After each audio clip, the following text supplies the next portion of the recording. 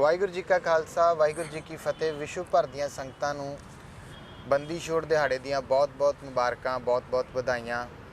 Programme ਇਤਿਹਾਸ ਤੇ ਪੰਨਿਆਂ ਵਿੱਚ ਅੱਜ ਅਸੀਂ ਬੰਦੀ ਛੋੜ ਦਿਹਾੜੇ ਨਾਲ ਸੰਬੰਧਿਤ ਗੁਰੂ ਹਰਗੋਬਿੰਦ ਮਹਾਰਾਜ ਜੀ ਦੇ ਜੀਵਨ ਦੇ ਉੱਤੇ ਚਰਚਾ ਕਰਾਂਗੇ ਤੇ ਸਮੁੱਚੀ ਇਸ ਚਰਚਾ ਦੇ ਵਿੱਚ ਸੰਗਤਾਂ ਨੂੰ ਜਾਣੂ ਕਰਵਾਉਣਗੇ ਸਿੰਘ ਸਾਹਿਬ ਗਿਆਨੀ ਅਮਰਿੰਦਰ ਸਿੰਘ जी। ਸੋ ਉਹਨਾਂ ਨਾਲ ਫਤਿਹ ਦੀ ਸਾਂਝ ਪਾਉਂਦੇ ਹਾਂ ਤੇ ਪ੍ਰੋਗਰਾਮ ਦੀ ਸ਼ੁਰੂਆਤ ਕਰਦੇ ਹਾਂ। ਸਿੰਘ ਸਾਹਿਬ ਜੀ, ਵਾਹਿਗੁਰੂ ਜੀ ਕਾ ਖਾਲਸਾ ਵਾਹਿਗੁਰੂ ਜੀ ਕੀ ਫਤਿਹ।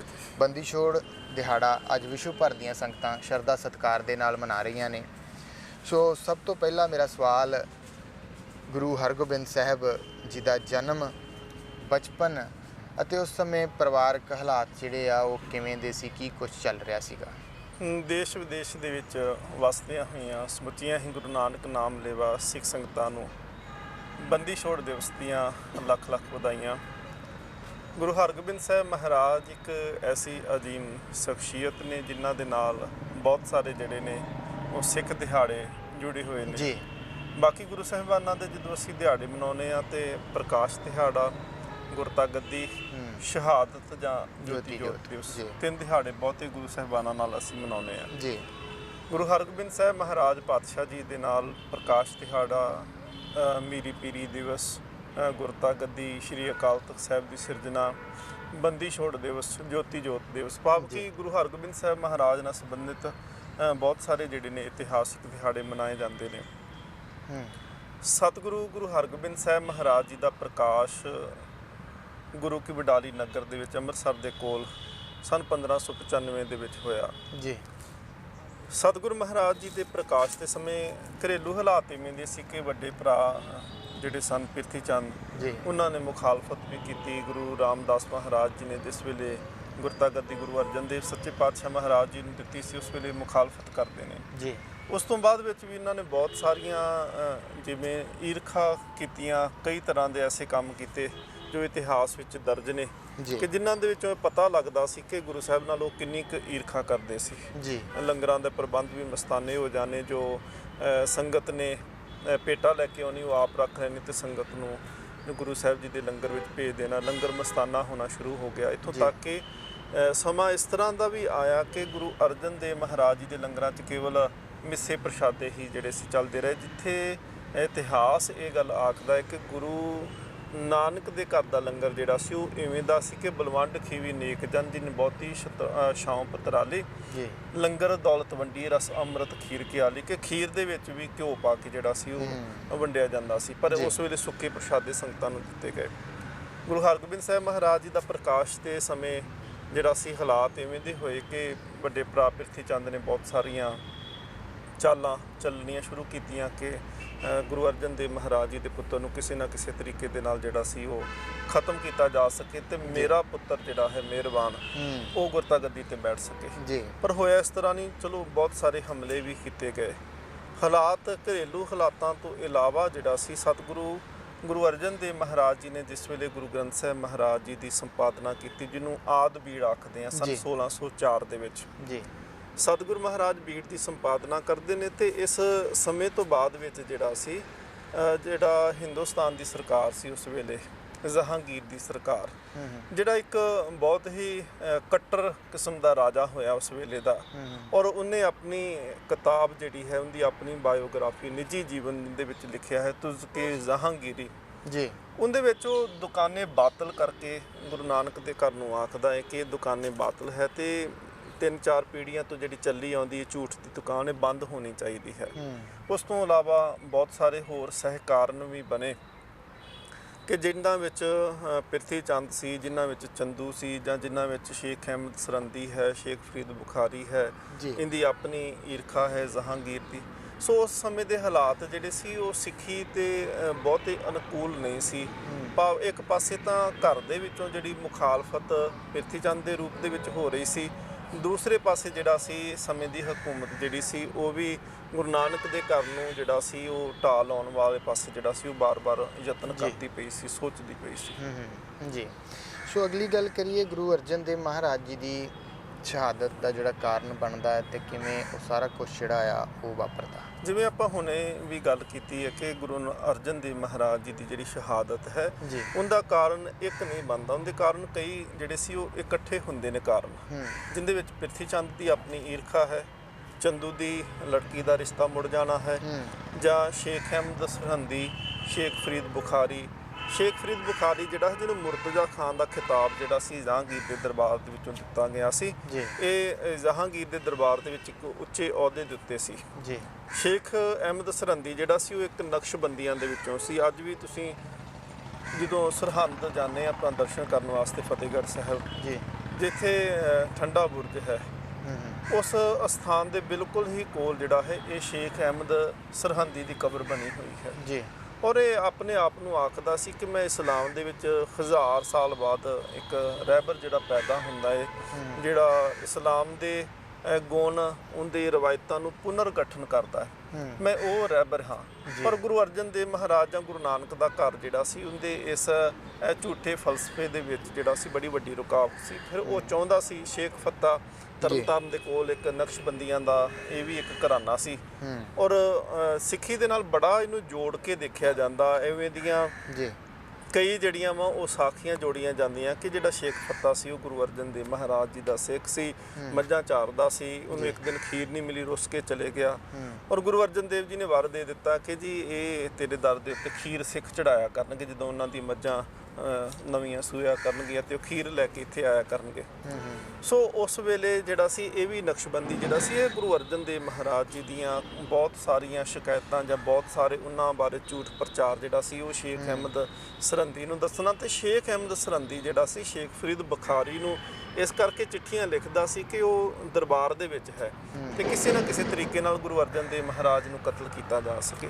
ਸੋ ਬਹੁਤ ਸਾਰੇ ਇਹ ਸਹਿ ਕਾਰਨ ਜਿਹੜੇ ਸੀ ਉਹ ਇਕੱਠੇ ਹੋ ਕਰਕੇ ਤੇ ਤੁਜ਼ਕੇ ਜਹਾਂਗੀਰੀ ਦੇ ਵਿੱਚ ਉਹ ਆਪ ਲਿਖਦਾ ਹੈ ਕਿ ਮੈਂ ਚਾਹੁੰਦਾ ਵਾਂ ਕਿ ਇਹ ਝੂਠ ਦੀ ਦੁਕਾਨ ਜਿਹੜੀ ਹੈ ਇਹ ਬੰਦ ਕੀਤੀ ਜਾ ਸਕੇ ਜੀ।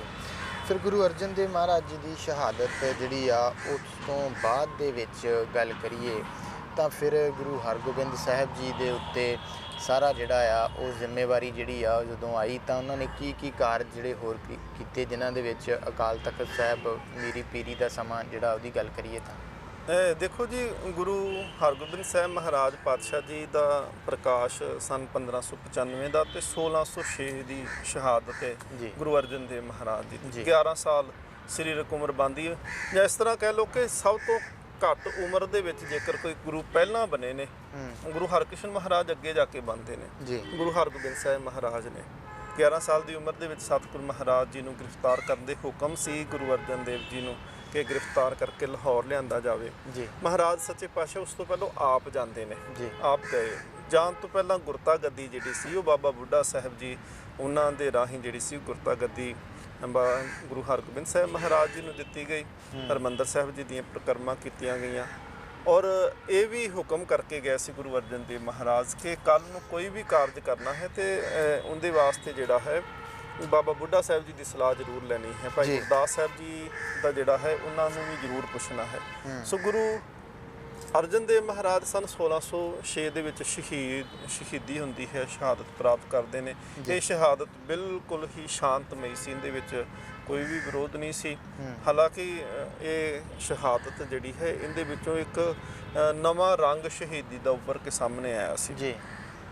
ਸੋ ਉਸ ਤੋਂ ਬਾਅਦ ਵਿੱਚ ਗੁਰੂ ਹਰਗੋਬਿੰਦ ਸਾਹਿਬ ਸੱਚੇ ਪਾਤਸ਼ਾਹ ਮਹਾਰਾਜ ਫਿਰ ਉਹਨਾਂ ਨੇ 2 ਤਲਵਾਰਾਂ ਪਹਿਨੀਆਂ, ਬਾਬਾ ਬੁੱਢਾ ਸਾਹਿਬ ਜੀ ਨੇ ਪਹਿਨਾਈਆਂ, ਇੱਕ ਮੀਰੀ ਦੀ ਇੱਕ ਪੀਰੀ ਦੀ। ਇਹ ਭਗਤੀ ਤੇ ਸ਼ਕਤੀ ਦਾ ਸਿਧਾਂਤ ਸੀ, ਜਿਹਨੂੰ ਵਿਦਵਾਨ ਅੱਗੇ ਜਾ ਕੇ ਆਖਦੇ ਨੇ ਕਿ ਗੁਰੂ ਗੋਬਿੰਦ ਸਿੰਘ ਮਹਾਰਾਜ ਅੰਮ੍ਰਿਤ ਸੰਚਾਰ ਕਰਨ ਵਾਲੇ ਜਿਹੜਾ ਖੰਡਾ ਵਰਤਿਆ ਉਹਦਾ ਵੀ ਮਤਲਬ ਇਹੀ ਸੀ ਕਿ ਮੀਰੀ ਤੇ ਪੀਰੀ, ਕਿਉਂਕਿ ਕਿਰਪਾਨ ਜਿਹੜੀ ਹੁੰਦੀ ਉਹ ਇੱਕ ਧਾਰੀ ਹੈ ਤੇ ਖੰਡਾ 2 ਧਾਰੀ ਹੈ। ਇਹਦਾ ਮਤਲਬ ਕਿ ਮੀਰੀ ਤੇ ਪੀਰੀ ਨੂੰ ਜੋੜ ਕੇ ਖੰਡਾ ਸੀ ਉਹ ਤਿਆਰ ਹੋਇਆ ਤੇ ਉਹਦੇ ਵਿੱਚੋਂ ਅੰਮ੍ਰਿਤ ਸੰਚਾਰ ਸਤਿਗੁਰੂ ਮਹਾਰਾਜ ਜੀ ਨੇ ਕੀਤਾ। ਸੋ ਮੀਰੀ ਤੇ ਪੀਰੀ ਦੀਆਂ ਤਲਵਾਰਾਂ ਪਹਿਨੀਆਂ। ਫਿਰ ਸਤਿਗੁਰੂ ਮਹਾਰਾਜ ਜੀ ਨੇ ਦਿੱਲੀ ਦੇ ਲਾਹੌਰ ਦੇ ਤਖਤ ਤੋਂ ਜਿਹੜਾ ਸੀ ਉਹ ਉੱਚਾ ਤਖਤ ਬਣਾਇਆ ਗਿਆ, ਹਰਿਮੰਦਰ ਸਾਹਿਬ ਦੇ ਬਿਲਕੁਲ ਸਾਹਮਣੇ ਤਖਤ, ਉਹਨੂੰ ਅਕਾਲ ਬੁੰਗਾ ਪਹਿਲੋਂ ਆਖਦੇ ਸੀ, ਅੱਜ ਅਸੀਂ ਸ਼੍ਰੀ ਅਕਾਲ ਤਖਤ ਸਾਹਿਬ ਆਖਦੇ ਹਾਂ। ਔਰ ਨਾਮ ਅਕਾਲ ਤਖਤ ਇਸ ਕਰਕੇ ਰੱਖਿਆ ਗਿਆ ਕਿ ਅਕਾਲ ਜਿਹੜਾ ਹੁੰਦਾ ਹੈ ਉਹਦਾ ਅਰਥ ਸਮਾਂ ਹੁੰਦਾ ਹੈ, ਉਹਦਾ ਅਰਥ ਅੰਤ ਵੀ ਹੁੰਦਾ ਹੈ।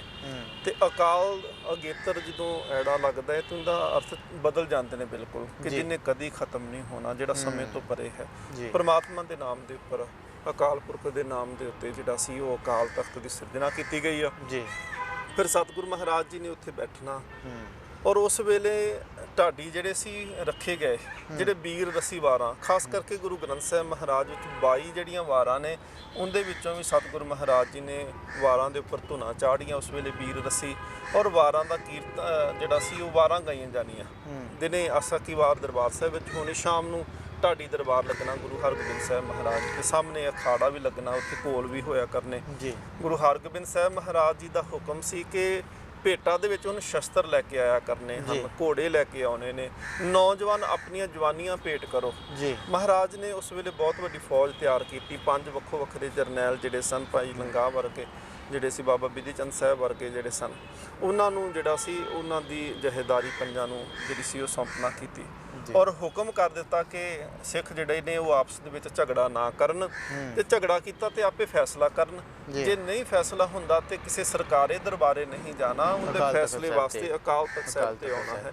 ਸੋ ਅੱਜ ਵੀ ਉਹੀ ਮਰਿਆਦਾ ਜਿਵੇਂ ਚੱਲਦੀ ਹੈ ਕਿ ਕਿਸੇ ਦਾ ਕੋਈ ਵੀ ਧਾਰਮਿਕ ਮਸਲਾ ਹੁੰਦਾ ਹੈ ਤੇ ਉਹ ਅਕਾਲ ਤਖਤ ਸਾਹਿਬ ਦੇ ਸਨਮੁਖ ਜਾ ਕੇ ਪਹੁੰਚਦੀ ਆ, ਤੇ ਉੱਥੇ ਜਿਹੜੇ ਉਹ 5 ਤਖਤ ਸਾਹਿਬਾਨਾਂ ਦੇ ਜਿਹੜੇ ਜਹੇਦਾਰ ਨੇ ਉਸ ਮਸਲੇ ਦੀ ਵਿਚਾਰ ਵੀ ਕਰਦੇ ਨੇ। ਜੀ ਬਿਲਕੁਲ, ਬਹੁਤ ਖੂਬ। ਸੋ ਬੰਦੀ ਛੋੜ ਦਿਹਾੜੇ ਦੇ ਨਾਲ ਸੰਬੰਧਿਤ ਅਸੀਂ ਸਮੁੱਚੇ ਇਤਿਹਾਸ ਦੀ ਚਰਚਾ ਕਰ ਰਹੇ ਹਾਂ ਤੇ ਬਹੁਤ ਹੀ ਸੁੰਦਰ ਵਿਚਾਰਾਂ ਦੀ ਸਾਂਝ ਕਰ ਰਹੇ ਆ ਸਿੰਘ ਸਾਹਿਬ ਗਿਆਨੀ ਅਮਰਿੰਦਰ ਸਿੰਘ ਜੀ। ਸੋ ਆਓ ਅੱਗੇ ਚੱਲਦੇ ਹਾਂ। ਤੇ ਅਗਲਾ ਮੇਰਾ ਸਵਾਲ ਇਹ ਆ ਕਿ ਫਿਰ ਜਦੋਂ ਇਹ ਸਾਰਾ ਕੁਝ ਹੁੰਦਾ ਆ, ਅਕਾਲ ਤਖਤ ਸਾਹਿਬ ਦੀ ਸਿਰਜਣਾ, ਮੀਰੀ ਪੀਰੀ ਦੀਆਂ 2 ਕਿਰਪਾਨਾਂ ਜਿਹੜੀਆਂ ਉਹ ਪਹਿਨਦੇ ਆ, ਉਸ ਤੋਂ ਬਾਅਦ ਦੇ ਵਿੱਚ ਫਿਰ ਇਹ ਸੁਭਾਵਿਕ ਆ ਕਿ ਸਰਕਾਰ ਤੱਕ ਤਾਂ ਗੱਲ ਜਿਹੜੀ ਆ ਉਹ ਪਹੁੰਚੀ ਹੋਵੇਗੀ। ਤਾਂ ਫਿਰ ਜਹਾਂਗੀਰ ਨੇ ਗੁਰੂ ਸਾਹਿਬ ਨੂੰ ਕਿਉਂ ਬੁਲਾਵਾ ਭੇਜਿਆ ਕਿ ਤੁਸੀਂ ਗਵਾਲੀਅਰ ਜਿਹੜਾ ਆ ਉਹ ਆਓ? ਜਿਸ ਤਰ੍ਹਾਂ ਆਪ ਜੀ ਨੇ ਬੜਾ ਸੋਹਣਾ ਉਹਦੇ ਵਿੱਚ ਦੱਸ ਹੀ ਦਿੱਤਾ ਵਾ ਕਿ ਸਰਕਾਰਾਂ ਜਿਹੜੀਆਂ ਹੁੰਦੀਆਂ ਨੇ ਉਹਨਾਂ ਨੂੰ ਅਕਸਰ ਇਹ ਗੱਲਾਂ ਪਤਾ ਹੁੰਦੀਆਂ ਨੇ ਕਿ ਥੱਲੜੇ ਗਰਾਊਂਡ ਲੈਵਲ ਤੇ ਕੀ ਕੁਝ ਹੁੰਦਾ, ਕਿਉਂਕਿ ਥੱਲੜੇ ਲੋਕ ਜਿਹੜੇ ਹੁੰਦੇ ਨੇ ਉਹ ਦਰਜਾ ਬਦਰਜਾ ਉੱਪਰ ਜਿਹੜੀ ਸੀ ਇਹ ਗੱਲ ਪਹੁੰਚਾਉਣਾ ਸ਼ੁਰੂ ਕਰ ਦਿੰਦੇ ਨੇ। ਸੋ ਜਹਾਂਗੀਰ ਜਿਹੜੀ ਬਗਾਵਤ ਜਾਂ ਜਿਸ ਘਰ ਨੂੰ ਝੂਠ ਦੀ ਦੁਕਾਨ ਆਖਦਾ ਸੀ, ਜਿੰਦੇ ਕਰਕੇ ਗੁਰੂ ਅਰਜਨ ਦੇਵ ਦੀ ਸ਼ਹਾਦਤ ਹੋ ਜਾਂਦੀ ਆ। ਗੁਰੂ ਅਰਜਨ ਦੇਵ ਦੀ ਸ਼ਹਾਦਤ ਤੋਂ ਬਾਅਦ ਵਿੱਚ ਉਹਨੇ ਇੱਕ ਹੁਕਮ ਵੀ ਜਾਰੀ ਕੀਤਾ ਸੀ ਕਿ ਗੁਰੂ ਨਾਨਕ ਦੇ ਘਰ ਦਾ ਜਿਹੜਾ ਸਾਰਾ ਮਾਲ ਸਬਾਬ ਹੈ ਉਹ ਕਬਜ਼ੇ ਵਿੱਚ ਲੈ ਲਿਆ ਜਾਵੇ ਤੇ ਪਰਿਵਾਰ ਨੂੰ ਗ੍ਰਿਫਤਾਰ ਕੀਤਾ ਜਾਵੇ। ਉਸ ਵੇਲੇ ਪਰਿਵਾਰ ਜਿਹੜਾ ਸੀ ਕੁਝ ਸਮੇਂ ਵਾਸਤੇ ਡਰੋਲੀ ਵੀ ਚਲੇ ਗਿਆ ਸੀ।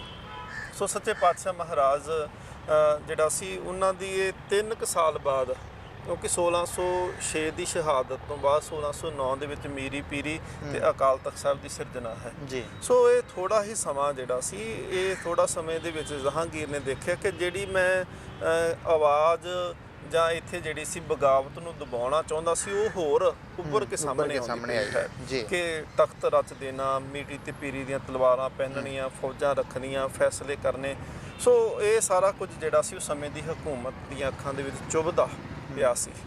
ਸੋ ਉਸ ਕਰਕੇ ਕੁਝ ਜਿਹੜੇ ਈਰਖਾ ਗੁਰੂ ਘਰ ਨਾਲ ਰੱਖਣ ਵਾਲੇ ਸੀ ਉਹਨਾਂ ਨੇ ਵੀ, ਨਜ਼ੂਮੀਆਂ ਨੇ ਵੀ ਕੁਝ ਜਿਹੜੇ ਸਨ ਉਹਨਾਂ ਨੇ ਗੱਲ ਕਹਿਣੀ ਸ਼ੁਰੂ ਕਰ ਦਿੱਤੀ, ਕਹਿਣ ਲੱਗੇ ਜੀ ਤੁਹਾਡੇ ਤੇ ਸਾੜ ਸਤੀ ਚੱਲਦੀ ਹੈ ਜਹਾਂਗੀਰ ਨੂੰ, ਤੇ ਇਹ ਸਾੜ ਸਤੀ ਤਾਂ ਠੀਕ ਹੋ ਸਕਦੀ ਹੈ, ਰਵਾਇਤਾਂ ਦੇ ਅਨੁਸਾਰ ਇਹ ਗੱਲਾਂ ਲਿਖੀਆਂ ਗਈਆਂ ਨੇ ਇਤਿਹਾਸ ਦੇ ਵਿੱਚ ਕਿ ਇਹ ਸਾੜ ਸਤੀ ਤਾਂ ਖਤਮ ਹੋ ਸਕਦੀ ਹੈ ਜੇਕਰ ਤੁਸੀਂ ਇਹਦੇ ਵਾਸਤੇ ਗੁਰੂ ਹਰਗੋਬਿੰਦ ਸਾਹਿਬ ਵਰਗੀ ਸ਼ਖਸੀਅਤ ਨੂੰ ਤੁਸੀਂ ਲੈ ਕੇ ਆਓ, ਤੁਹਾਡੇ ਵਾਸਤੇ ਕੋਈ ਪਾਠ ਪੂਜਾ ਕਰਨ।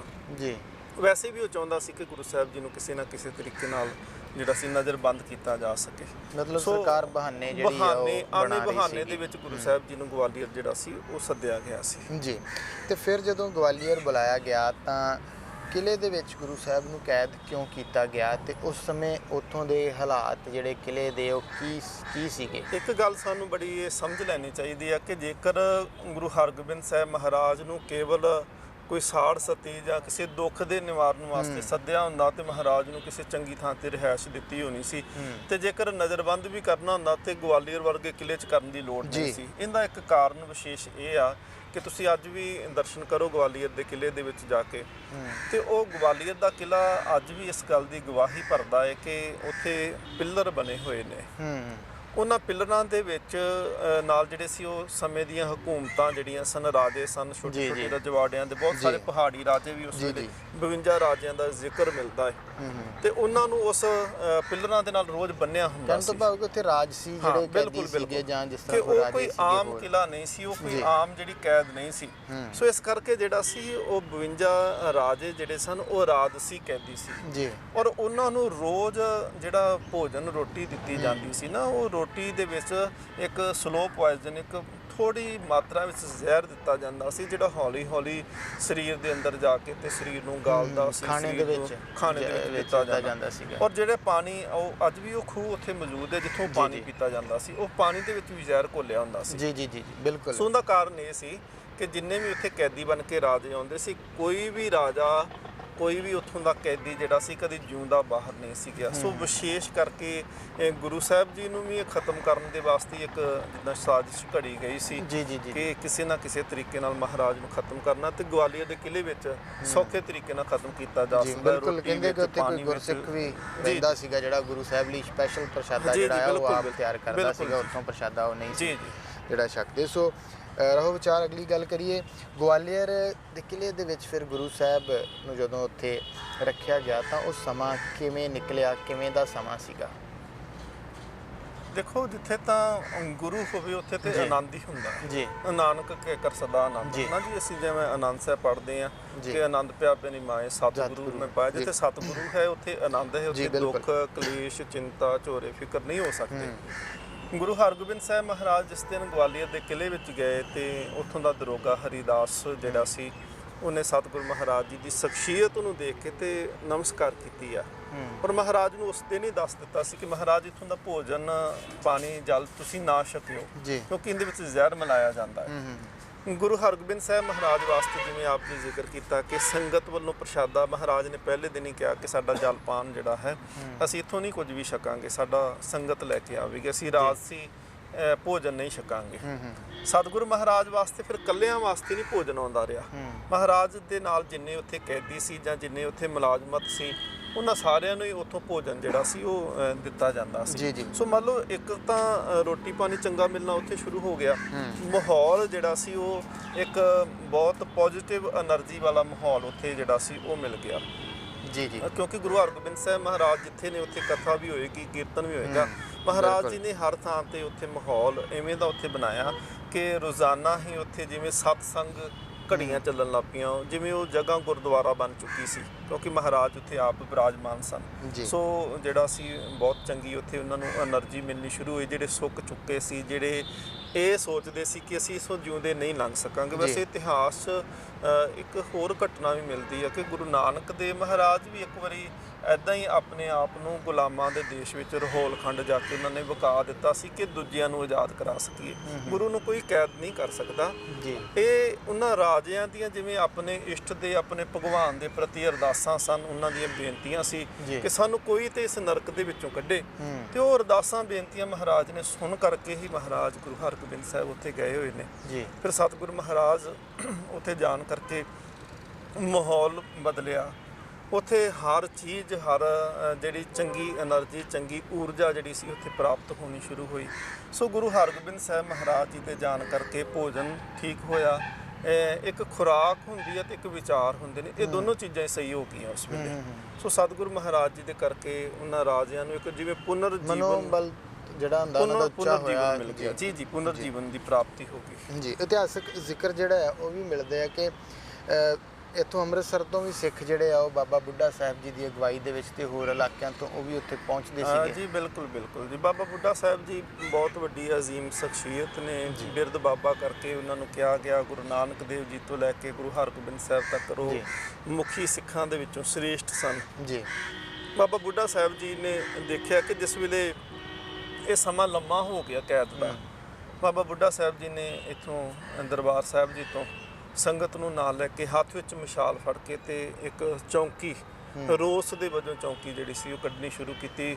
ਔਰ ਬਾਬਾ ਬੁੱਢਾ ਸਾਹਿਬ ਜੀ ਜਿਹੜੇ ਜਿਹੜੇ ਨਗਰਾਂ ਥਾਣੇ ਲੰਘਦੇ ਨੇ, ਸੰਗਤ ਨਾਲ ਹੋਰ ਜੁੜਦੀ ਆ ਹੈ ਜੀ, ਹੈ ਨਾ, ਕਿ ਸਾਥ ਮਿਲਦਾ ਗਿਆ, ਕਾਫਲਾ ਬਣਦਾ ਗਿਆ। ਉਹ ਫਿਰ ਕਾਫਲੇ ਦੇ ਰੂਪ ਦੇ ਵਿੱਚ ਕਾਫੀ ਲੰਮਾ ਜਿਹੜਾ ਸੀ ਪੈਂਡਾ ਕਰਕੇ ਪੰਜਾਬ ਦੀ ਧਰਤੀ ਤੋਂ ਜਾਂ ਅੰਮ੍ਰਿਤਸਰ ਦੀ ਧਰਤੀ ਤੋਂ ਗਵਾਲੀਅਰ ਤੱਕ ਪਹੁੰਚੇ ਨੇ। ਗਵਾਲੀਅਰ ਫਿਰ ਕਿਲੇ ਦੇ ਅੰਦਰ ਜਾਣ ਦੀ ਇਜਾਜ਼ਤ ਨਹੀਂ ਮਿਲੀ ਜੀ। ਬਾਬਾ ਬੁੱਢਾ ਸਾਹਿਬ ਜੀ ਨੇ ਕਿਲੇ ਦੇ ਦਰਵਾਜ਼ੇ ਤੇ ਨਮਸਕਾਰ ਕੀਤੀ। ਕਿਸੇ ਨੇ ਪੁੱਛਿਆ ਵੀ ਸੀ ਕਿ ਕਿਲੇ ਦੇ ਬੂਹੇ ਤੇ ਕਿਉਂ?